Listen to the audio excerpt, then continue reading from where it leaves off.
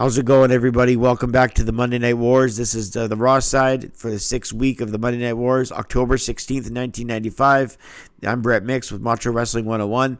This is the 131st episode in Raw in its history.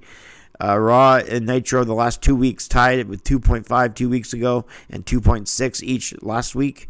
This Raw, I'm not going to waste any time. It gets another 2.6, and Nitro gets 2.2. So it's a 0.4 win for the WWF in this week for October 16th, 1995. This is the go-home show to In Your House, the Great White North. So Raw's got to be happy with going over 2.5 in the ratings for 3 straight weeks, because 2.6 is just 0.1 down from their all-time record of 2.7 at this point. That's a lot of points. But 2.7, yeah, that was a bad pun. But it's not anywhere near as bad as the King Jerry Lawler's puns with the Isaac Yankem Bret Hart match. It's a steel cage match tonight. And unlike WCW, their steel cage is like 10 feet, at least compared to the 7-foot cage WCW had for the Flair Arn Anderson match last week. But yeah, they do all sorts of puns because Bret Hart's Isaac Yankem is King's dentist against Bret Hart. So they did a lot of that.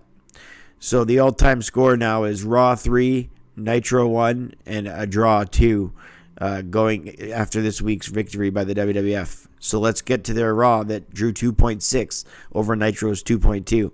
McMahon and King do commentary. This is the 6th week again. They talked about how Undertaker's face was crushed by King Mabel, and it was last week, and this is what debuts that phantom mask the Undertaker had in late 95, early 96, because of the injury he got via Mabel. Whether it was because of Mabel or not, the injury, he did have a legit face injury, but whether it was because of King Mabel's attack I'm not sure, but that's what the case was. Hunter Hearst, or how they went with it.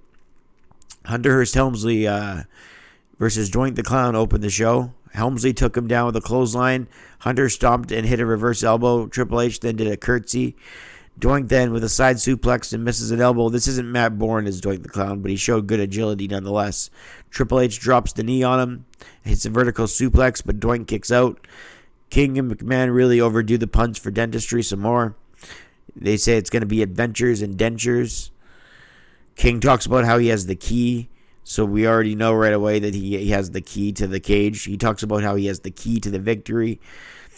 He did a bunch of key puns too. Doink with near falls and a missed crossbody off the top. That's where he shows the good agility. And Triple H catches him with midair with a pedigree at 350 to beat them. So I rated it a 1 3/4, as the wrestling wasn't too bad for a match that only went a few minutes. Hakushi and Barry Horowitz are backstage talking about baseball. Then Gorilla Monsoon declares that Mabel has decided he will face Yokozuna, 600 pounds versus 500 pounds at In Your House. Not quite that much weight, but that's how they build it. Next, the Smoking Guns, Billy and Bart defend against PG-13. That's JC Ice and Wolfie D, PG-13. So PG-13 gets one victory over Jobbers. That's a tag team, PG-13. They get a victory over Jobbers. Now they get a tag title shot. That's crazy. This is the Guns' first time defending the titles on Raw since they won against Owen and Yoko a few weeks before this. Billy Gunn took it to JC Ice, who did a cartwheel and then a back body drop. He lands on his feet, so he does some more dancing around. And again, it was like Too Cool before Too Cool. It was a mixture between them and the Headbangers, this team.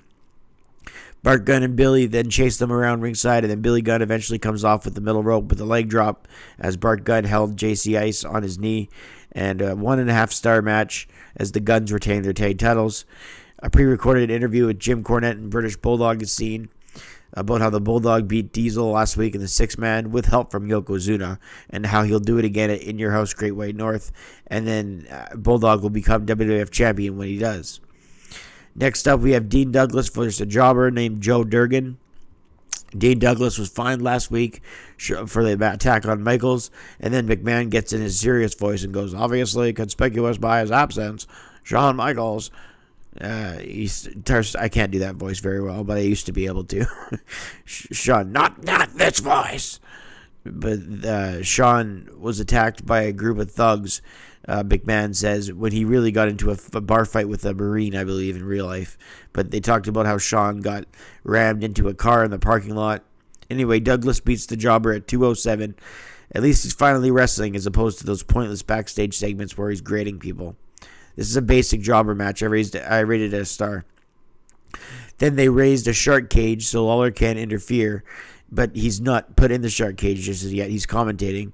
Then they cut to Goldust, who cuts a promo backstage. He has his debut Sunday at In Your House against Marty Jannetty. So then the main event of Raw takes place with a cage match. Bret Hart versus Isaac Yankem. So far on one episode of Raw, we've seen a dentist, a professor, a blue blood, a clown, two guys named Wolfie D and JD Ice. And I have to remember these days when I get upset about a guy that doesn't have a gimmick. I have to remember back to these days where they all got bad gimmicks. So maybe sometimes the gimmick isn't the best answer. Isaac Yankem leveled him hard with the right. Yankem chokes on Bret up top. The King is happy with this. I never was a big fan of the Bret Hart King feud. I thought King was funny when he made fun of Bret and Stu's parent. Bret and Stu. I can speak. Bret's parents, Stu and Helen. I thought that was funny. But other than that, I just kind of got tired of the feud. I thought Bret was better with other guys just one-on-one, even if it was people like Isaac Yankem, who was a decent big man as we see with Kane. He just needed a better character, not Jerry Lawler's dentist. So anyways, Jerry the King Lawler goes up top and shows he has the key to the chain. So that was the key that he kept previewing all night long, or the way he kept doing puns about. Then Bret was going to escape at one point in the match, and Lawler hit him with a few right hands as he climbed the cage. So Gorilla Monsoon comes out and says, "You're going in the shark cage." So they raise the shark cage above the cage, and I can't help but think of Owen as King talks about the cable snapping, about how the cable might snap. Then he does a blood capsule right by his nose, so he says he's got a nosebleed. So that's another excuse for why the King has to be lowered. But anyways, Bret Hart took it to Isaac Yankem. He hit his signature offense and escaped the cage at 16 minutes. I rated the basic cage match 2 stars and 3/4. It was pretty good, just like the Helmsley Doink match was pretty good. So overall, I gave this show a 6 out of 10. It wasn't the best use of wrestlers, but it was average. It wasn't anything terrible. At least the cage match was something out of the ordinary. And I've been rating most Raws in the 6 out of 10 category. So this is October 16th, 1995. This is the Raw that drew a 2.6 to Nitro's 2.2. I just wanted to say, hit like and subscribe if you haven't already, if you like these history of wrestling videos. I also stick up to date with Raw, SmackDown, and the like. Thanks to everyone who's been watching along the Monday Night Wars.